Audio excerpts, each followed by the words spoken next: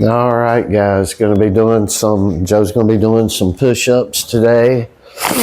And I don't know what's overcome me. We are in Colombia, around where all the flowers come to in the U.S. and I guess assume the U.K. as well.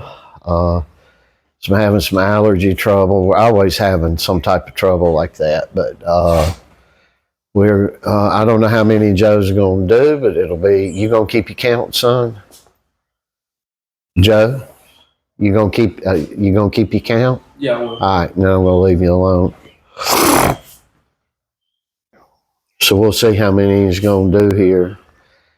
Yesterday, at the end of everything we did, Joe got down and did 150 push-ups right at the very end. I didn't video that, but now everybody else is dragging, and he gets down and does 100 push-ups before he walks out. So I was real proud of him.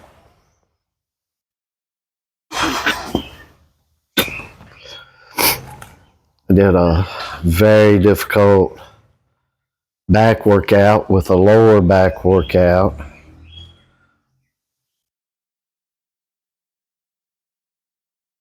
It was pretty vicious. It's not so vicious in each of the movements and sets that he does, but we superset and pack everything together. And a lot of these workouts we do will really put a whooping on you, but we do this because that's just the philosophy I have, is that you build a rock hard body, not a massive body, but a rock hard, durable body,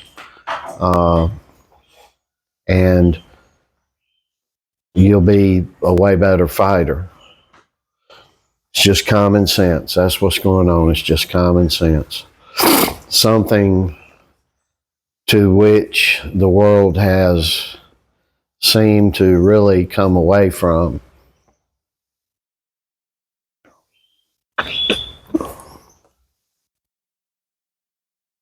Not a lot of common sense going around, from the news that we watch to the things we learn to just a multitude of different, almost in every aspect. You go to church, you don't get taught properly, biblically properly. You go to a doctor, you don't get told they'll do something that'll bring more illness upon you, more disease upon you. You go to a nutritionist and they're gonna suck all the good oil out of you and cholesterol out of you till you're going to get Alzheimer's. So there's a lot of things going on today.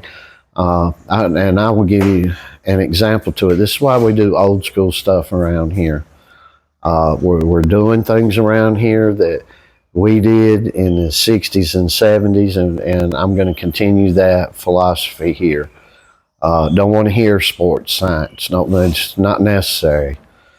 Everybody's looking for the next quick thing. We're not. We're looking to just build the concrete, steel body and go in and hunt down and knock out. I mean, that's the philosophy behind it. I'm not knocking other philosophies. I'm just telling everybody we don't want to hear well, they do this now. I could care less what they're doing now.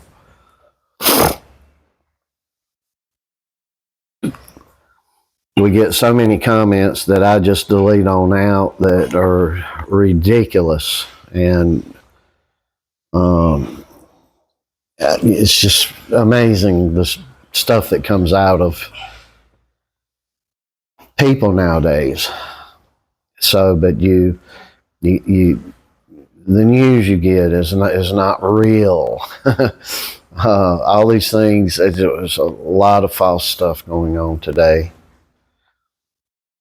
And the Bible said that these things would be false, and seeking the truth, and it'd be harder and harder to find the truth than it is today. Can't trust you can't watch a sports program because you got a bunch of muscular, effeminate crybaby sitting around talking about and creating problems that are non-existent in the real world. You've got people sitting around making excuses for somebody that makes $20 million a year or 20 million pounds a year, and how terrible they got it, and they're enslaved by their sports organization. Yeah, take that stuff somewhere else. We don't want to hear it. I don't watch it. I don't watch ESPN. I thank God Joe doesn't watch it. We don't watch Fox Sports Network. We don't watch none of it. And a lot of times when we watch fights, we cut the sound down and just actually watch the fight, because the commentators, it's like they're looking at a totally different fight because they got an agenda behind them. It's always an agenda. And we don't want to, we're not into that around here. We're just into hard work.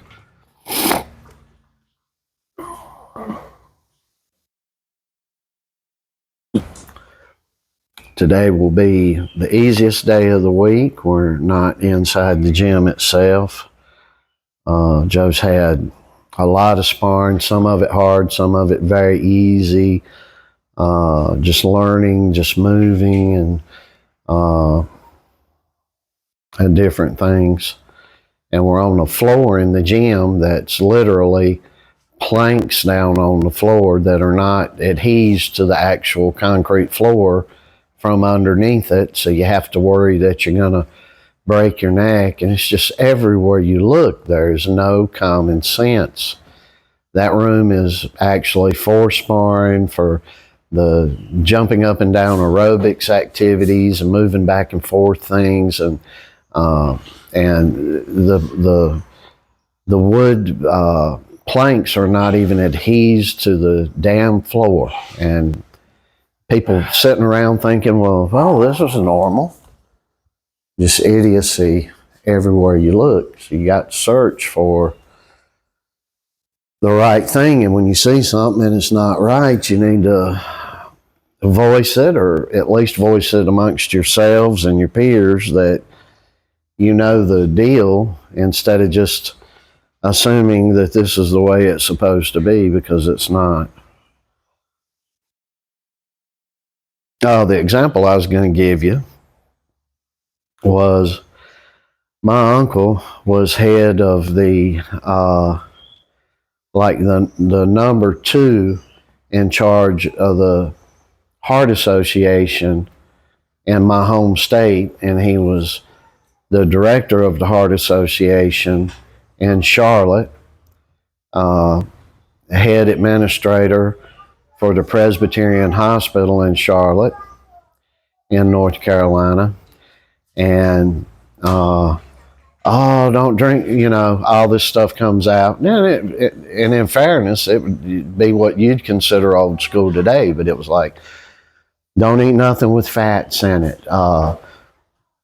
Chemical margarines and things like that. Not real butter, not real dairy products and stuff like that. And we now know that all that was awful. So I got a news flash for you. Just try to find some clean eggs that aren't coming from chemical-ridden chickens. Try to find some clean meat that's not chemical-ridden and fed with stuff that's chemical-ridden.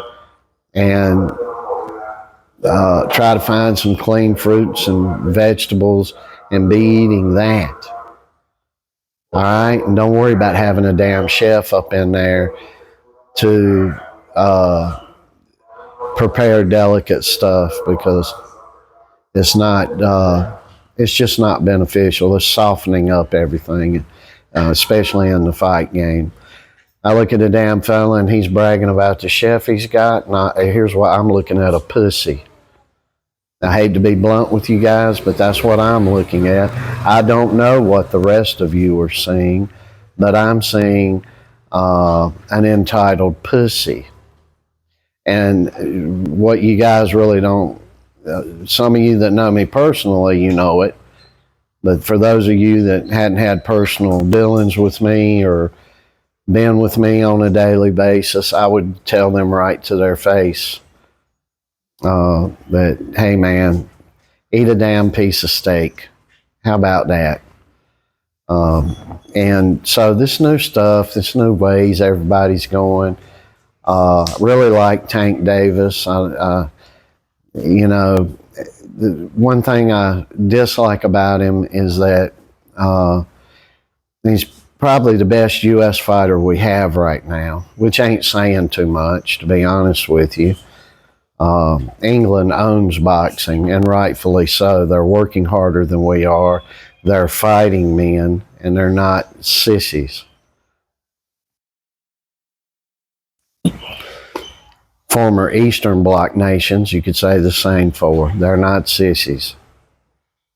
And, but, you know, it used to be somebody'd get off the streets, get out of the projects, and they'd be happy about it and thanking the good Lord about it, working harder so they didn't have to go back to the projects. And now they want to stay in the hood. They want to stay in the streets. And it's the damnedest thing I've ever seen. And of course, people have had problems, like they come out of the streets and maybe they have an alcohol or a drug issue or something, and they fall down. I'm not talking about that.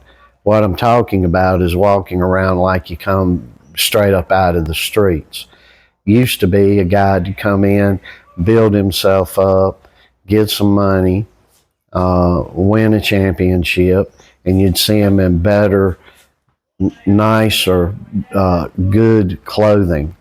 Now they're out ripping holes in stuff and wearing hoodies like they're working out in 1976 in Philadelphia, you know, or upstate New York where it's cold as heck and it's the middle of the summer.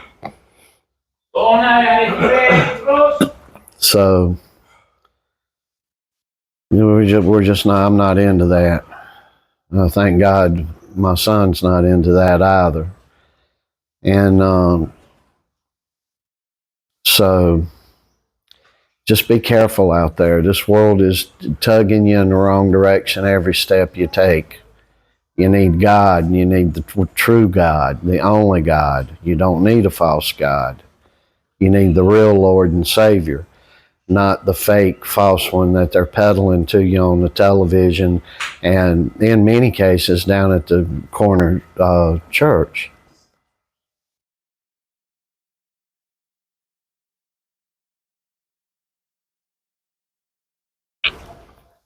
You need real, you need truth. I did put a video out today because I don't like war.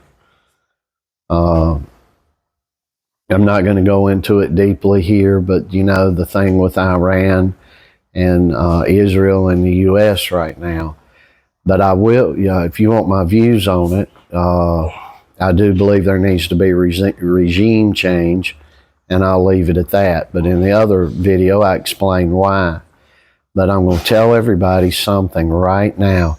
It is so easy for war hawks on the right and for liberals who cash in on the corruption of the money, and really both these groups do, to want to send other people's kids to war, other people's families to war, put other people's families in war zones. And I'm going to tell you something, and I believe it, and this is Patton-esque, and had two uncles that volunteered to join up during, well, more uncles than that, 3 uncles that volunteered to join up during World War II. One of them, Jack McKeon, former manager of the Major League Baseball teams, the Florida Marlins, the Cincinnati Reds, and the San Diego Padres, said that my uncle, Bud would have been a household name like Ruth or Mickey Mantle or the guys like that. And all these stars of the 50s, my uncle played ball with in minor league ball. And he was fortunate enough, he got up into the major leagues, but he got up into the major leagues after he had got viciously wounded in Germany or France in World War II. And like I said, my two uncles, my dad's two brothers, they went and joined right up. Well, it's three brothers on that side, so it's four now. Everybody just went and joined up. Then later on, it was the Korean War, and my dad went and joined up. But I wouldn't think to be doing that today, and I'm going to tell you why. Not that these wars were fought having the same guidance in line with them, but I'm more Patton-esque, as in General Patton, who one of my uncles served with his staff in World War II. He was an officer, and I would just tell you that these slimeball politicians, and they're all slimeballs, from the head honchos down to the lower ones that work at City Hall, they're all slimeballs. Just because you're friends with this one or that one, you need to put that under the table because it's not real. They're all slimeballs. And if a country commits to go to war with another country, the country committing to go to war needs to be prepared for the whole country to die. Their whole country. That's what they need to weigh in before they go to war and start putting boots on the ground in a country next to them or across the world. The question needs to be asked of each of these sons of bitches, am I willing to risk and put up every citizen of my country to die for this cause? And if it's that important, and am I willing to kill everyone in the other country that I'm waging war against? And if the answer to both of those questions are yes, then maybe go for it. And the citizenry needs to be aware of those two questions too, and whether they are answered yes or no by their leaders and those above them. It's time to start holding these sons of bitches accountable.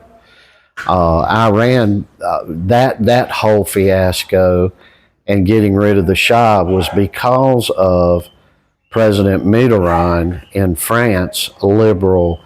Not that conservatives don't wage war and do stupid things as well, but it's just the liberals are on steroid stupidity. The President Mitterrand, liberal effer of France, and President Carter, liberal effer in the U.S. They created every bit of that problem that was the downfall of the Shah of Iran and that brought Khomeini up in there leading, and that has been the major state sponsor aiding all the terrorism all over the world. And you may say, well, how far has that reach went? And I would tell you, where I'm sitting right now in Colombia, South America, if I pointed backwards over my left shoulder right now, 100 miles from where I'm sitting is jungle area, and an Iranian missile got fired off. Several did just a few short years ago, and one of them did not explode, and they went out there in that jungle and they tracked it and traced it back to Iran. Iran was giving paramilitary groups at the border of Venezuela and Colombia and groups inside Colombia mass weaponry. And that was proven. You can go look that up online.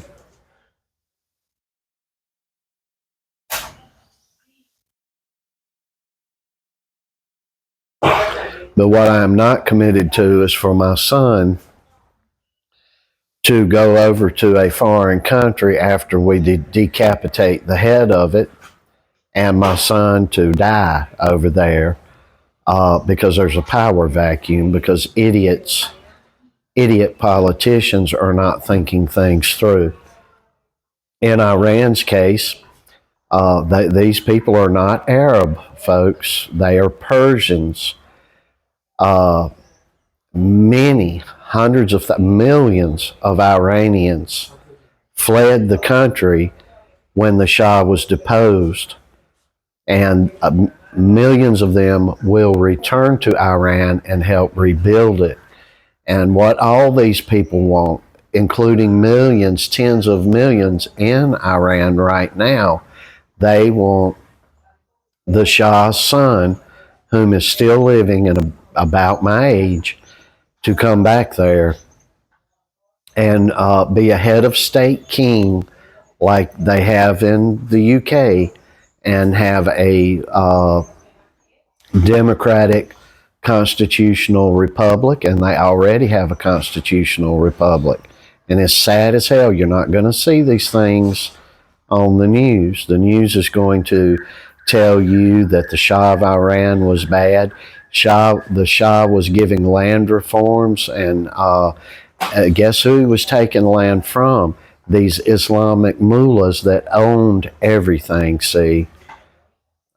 These, which are no better than television preachers, idiots that you see in the Christian religion, peddle and give for you to give them money for this and that and the other and all these jets. Same thing. It's just in their case, all throughout the Middle East, the mullahs, which are the head preachers, church leaders, stole everybody's stuff. They stole the land. They kept the people poor. And the Shah was doing countless reforms, women's rights, a whole host of things. Christians were safe in Iran. Jewish people were safe in Iran. Same thing with Lebanon. Lebanon fell because of what Carter and Mitterrand did in Iran. They created this shit. And that's my particular reasoning behind why I believe Biden let a lot of this go on, like getting up and leaving all that military equipment in Afghanistan. They love the strife, these liberal warmongering sons of bitches. And they love perpetual war because that's where they get their money from. And I would suggest you look up a gentleman, General Smedley, wrote a book many, many decades ago called War is a Racket, as in a racket, a racketeering, bad things, con jobs. And I was just they call it a book, but it's more like a pamphlet, and everybody needs to read that. And every young man needs to read it before they join the military service. And I'm not discounting military service. If Joe's preferable goals are met, he will eventually, either prior to or after winning a world championship, wants to go into the Naval Academy and serve his country as a officer, or either go into West Point and serve his country as an officer. And so I'm not anti that, but every young man and we don't need women in the front lines. I'm not trying to be ugly. I'm not trying to take women's rights away, but all you got to do is look on YouTube, and when you see these people locking people up, when there's a woman involved, the male officers are put at more risk because they have to protect the female officer. That is just certain things that women should not be doing. And there's certain things that men should not be doing. And I mean, it's just common sense and biology. But I would even tell a young woman, hey, you need to read this too.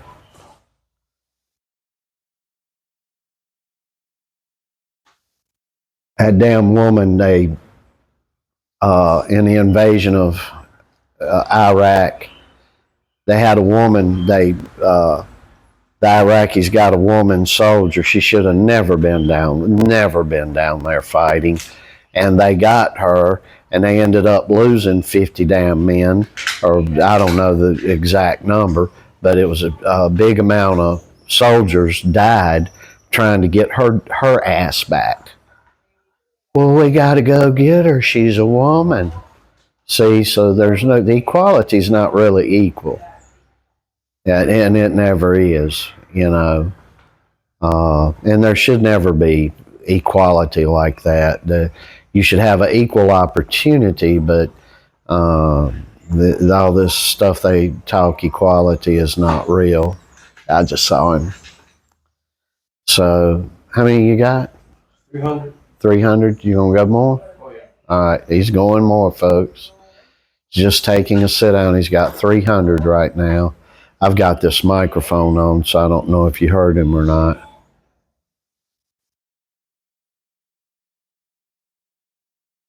And these push-up days, generally, not all the time, but these push-up days are generally the easiest days that we have.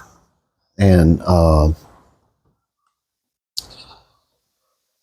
sometimes they're not. Joe will get down and do 800 or 900 push-ups. He'll do 1,000 push-ups, and he'll push himself to do 1,000 within an amount of time. I've put a few of these videos up. You guys can go back in our channel and look at them. But anyway, if you're new to this channel, new around here, I do a lot of talking. I'm an old guy. I had Joe later in my life, so I try to give a perspective from a generation that would more than likely, depending upon your age, maybe if you're 40 or younger, I could have been if you're 40 or younger, I most definitely could have been your dad's daddy. Kind of, probably be the, I'd say 30 or younger. I'd more along the lines, I'd probably be older than a lot of your grandfathers, but that's just dependent, because some people feel like they need to have children when they're 13, 14 years old because they aren't being parented correctly.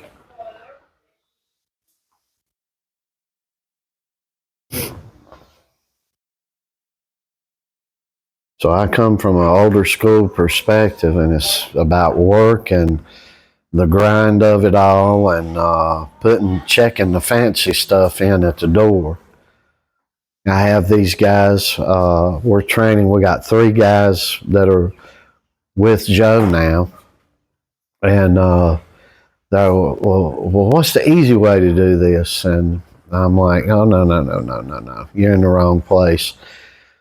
And Joe can tell you, the first time a guy tells me, you know, I'm like, is this hurting you? Is this really, really hard for you? They look up and tell me, no, I'll double the number, double the weight. And hello, double the weight or double the reps, because, you know, no pain, no gain. It's a simple process.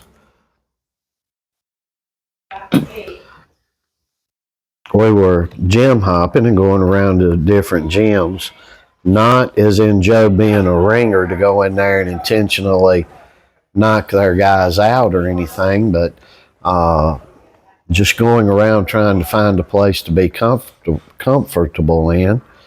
Joe kicking everybody's can was just a byproduct of it, but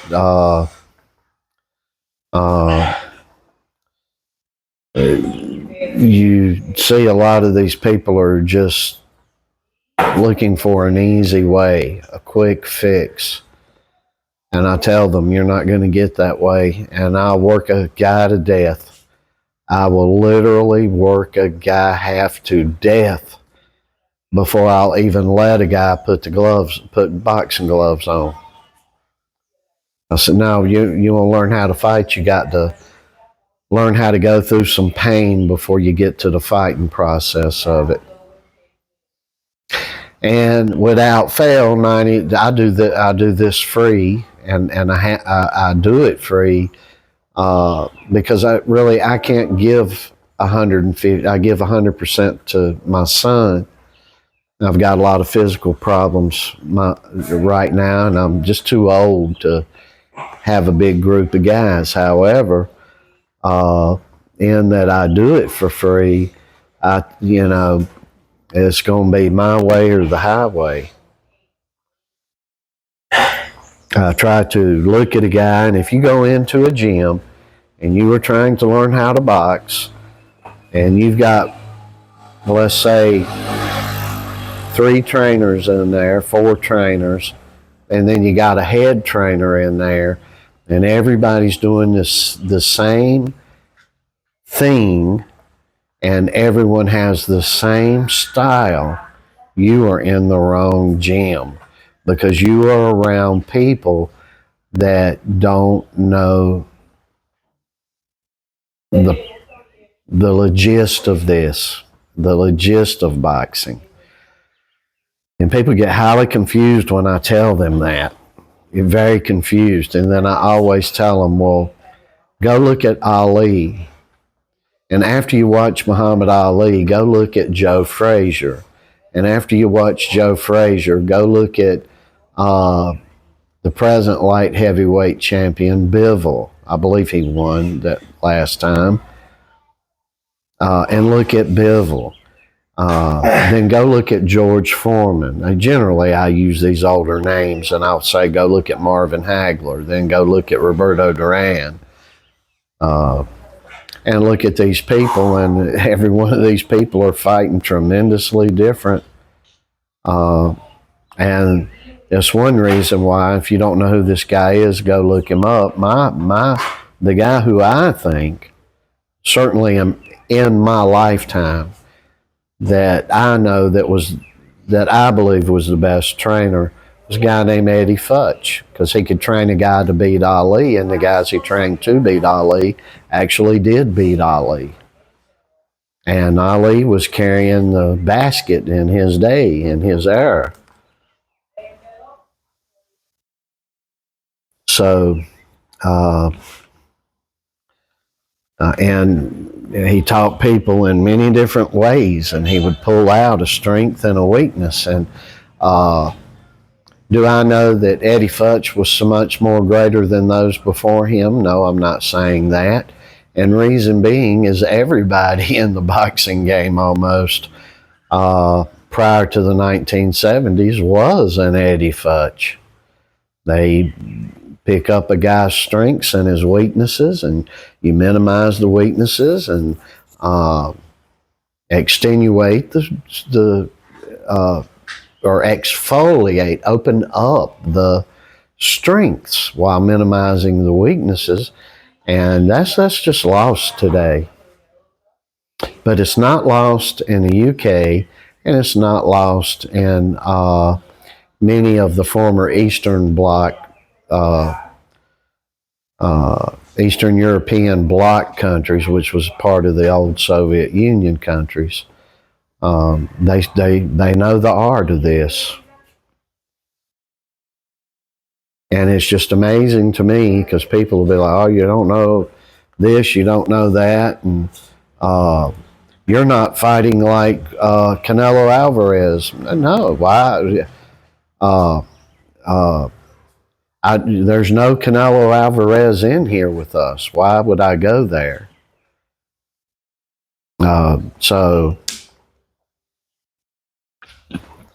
Or this guy or that guy, because they're just going on how they've been taught, and they believe that's it, you know. And you would talk about Bruce Lee. Now, I will talk literally real about Bruce Lee. I'm not Joe Rogan. I'm not going to put one of the Gracie guys up to be the best ever, all-time, all-knowing, or Bruce Lee, or that's bullshit. It's hog shit. And real fighters know it's hog shit. But idiots like Rogan portray certain things and everybody just believes it. And it's not real. It's other things that aren't real. But the one good thing that I have been told with people that worked with him from the Carolinas,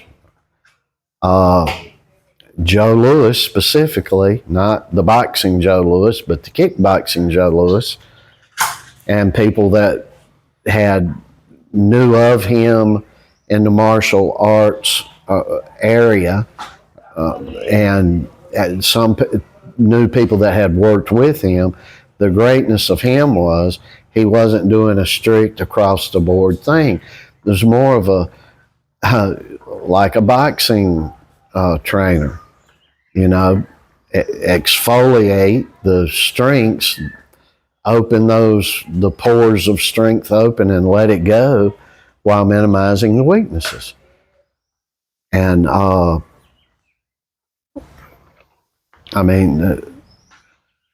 according to my beliefs and what I've been told about Bruce Lee, that was his greatness. Everything else has been built up, and you have to understand he worked in Hollywood. He was training other actors that said nobody could beat this guy, but Ali would have mopped the damn floor up with him. In any type of, you could have just let Bruce Lee go, and had Ali could have been bare-fisted, and Ali would have beat the hell out of him 10 out of 10 times. And Bruce Lee said as much, the same thing. And when he was asked, he was like, well, there ain't no way I could beat him. Just look at the size of his fist. And that was a real man giving a real truth. And all the rest of this stuff has been glorified and mystified over the years. And you don't want to fall into any of that. There's a guy in Georgia, I forget his name.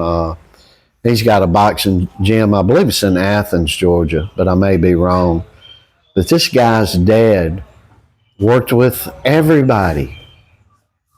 And this guy will show you 1,000 different ways to skin a cat. He gets it. He knows. So there's great people out there. Great people out there. There's great people out there working with champions today. The problem is they're so few and far between. And it's specifically a problem in the United States because we are awful at boxing. And it's a deep-rooted problem that starts in the amateur ranks and goes all the way up through the professional ranks into our promotions and into every aspect of it. We are awful. And people get mad at me for telling that truth, but I'll tell you, give me a second and I'll give you a great example.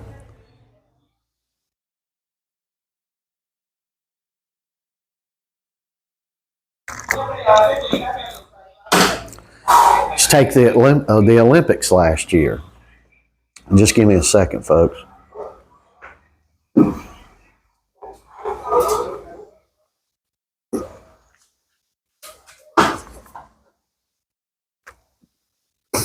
Take the boxing in England leading to the Olympics. You go look on the online information and what England's boxing program was, amateurs was putting out nationally, and it was gritty. Now, it was, we're going to fight like hell. You look at Boxing USA's,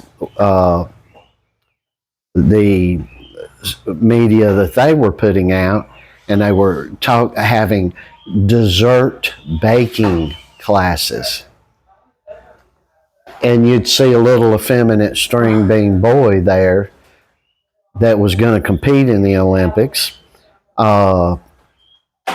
last year, showing you how to bake a damn chocolate cake with a silly little girl at his side who's a boxer herself. And that's not it. That's not how you win, folks.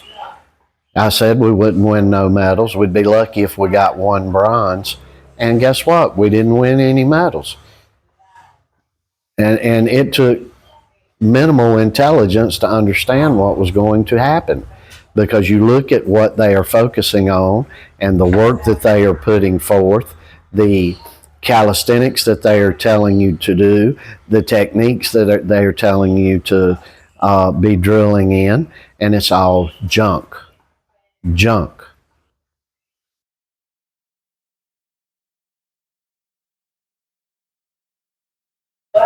And the biggest thing, we've got a lot of drama in boxing in the United States, but of course it's all over the world. However, in the United States, they are unwilling to criticize one another on a local or a state or a regional area. And I have no idea why. I don't know what they're holding over these guys' heads today. Because back in my day, I was credentialed. I could referee, train. Before that, I was credentialed to fight and did fight. And I've never seen anything like that. People were actually criticizing and critiquing and doing good type of criticism. And sometimes it'd be bad criticism. How many you got, son? 440 push-ups. You got 440. So all right. 80 squats, 440 push-ups so far. Is it burning on you?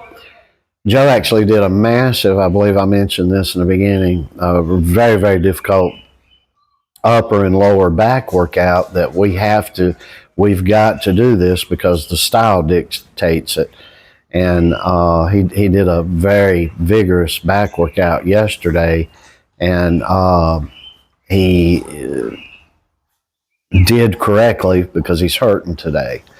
We're getting to a plateau where things aren't hurting as bad, and you have to break through the upper ceiling there, and you get to another level where you're hurting again.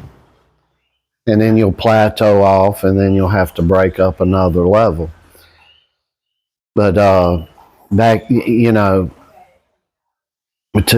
well, you don't know, but you should know that boxing in the U.S. today, there's something is going on. And I blamed most of this on the woke culture. However, there's a lot more to it than just that. A lot more to it. I've went and I've seen a lot of the qualifiers in England, for example, out of these young men. I look and I say, all right, yeah, the red corner beat the blue corner. And the judges see what I saw. The red corner beat the blue corner. However, in the United States, I'm sitting back and watching fight after fight, and I'm going, the red corner beat the blue corner, and the judges are seeing it totally different. So something is wrong. Something is bad wrong. And I wouldn't give myself a damn lollipop, and I'm not handing lollipops out to any of the guys that are credentialed today to judge, referee, or train these kids, because they're doing not everybody, don't go there with me, but there is a fundamental breakdown in the system with boxing in sports in the United States, but especially boxing. I do not know how you could go within 20 years of just not being able to produce Olympic champions, not being able to produce team competition, world team competition, winning championships, as in when Boxing USA faces Boxing Cuba. I mean, we just can't win. Boxing USA against Aruba, a little bitty place. I don't even know if that takes place. I'm just using it as an example. Boxing USA versus Bermuda. I mean, come on. You should be rolling across the board. And it's going to come soon where we're not even going to be able to win basketball when we're the ones that have the big basketball. So, and it's because we're producing candy asses. That's what we're producing. And let me tell you guys something. Back in the 50s, 60s, and in the 70s, all 3 decades, if you called another man a candy ass, them were severe fighting words. And something happened with this professional wrestler, woke idiot, The Rock, out here going, you use your candy ass, and everybody just thinks it's just 2 words now. And it's not even, when I say it, I mean it to dreadfully offend who I'm saying it to. I mean, they're serious words I'm willing to toe the ass whooping over, or go there with somebody over. And that's part of the problem right there. The tough as leather and strong as U.S. steel has been thrown out the door. Now it's as tough as an aluminum can and as strong as a shoestring in comparison.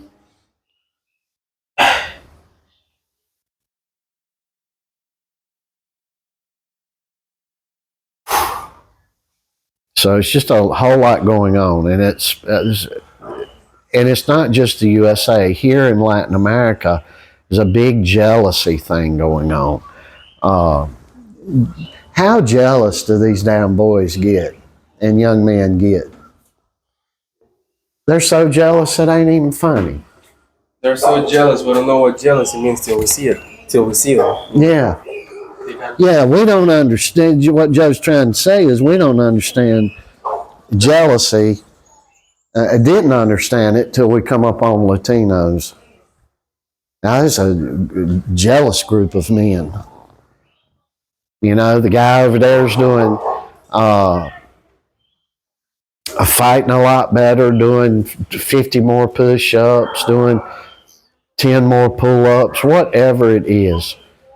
And the whole damn rest of the guys around the one that's excelling, or the one that's exceptional, the whole damn lot of the ones that aren't excelling as much just literally turn on and try to tear down the one that's excelling. They won't root for one another.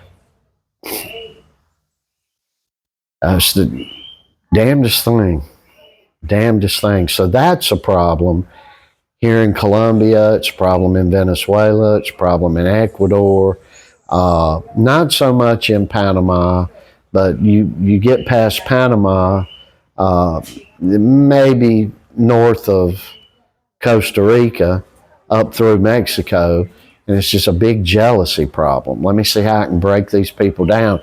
And which is a wonder to me about some of the crap that goes on with the WBC, who is owned by a Mexican family.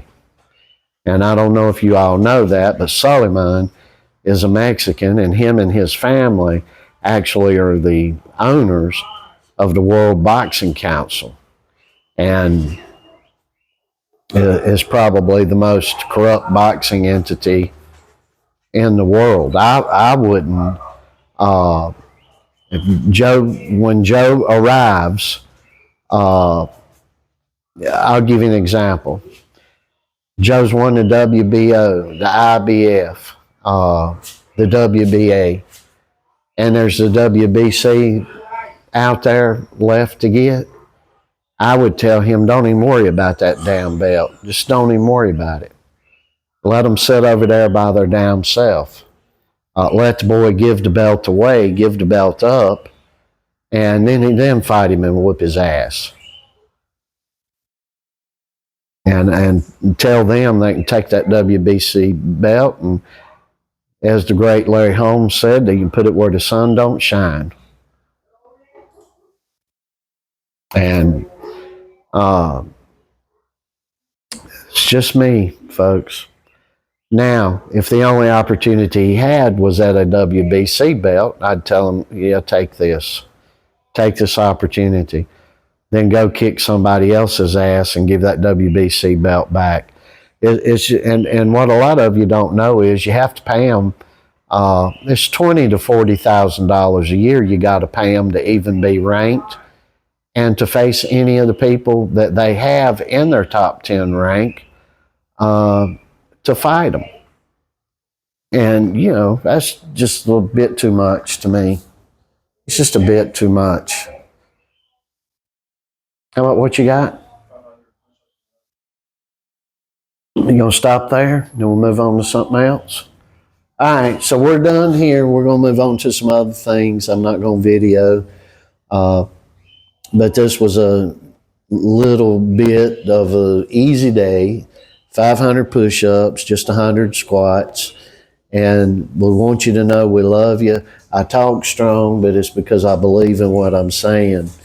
And but we want you to know we love you all out there, and we hope that Christ is King, Lord, and Savior up in where you are. And if He's not, we hope He soon will be. And we hope all you guys have a great weekend coming up. And we'll catch you later.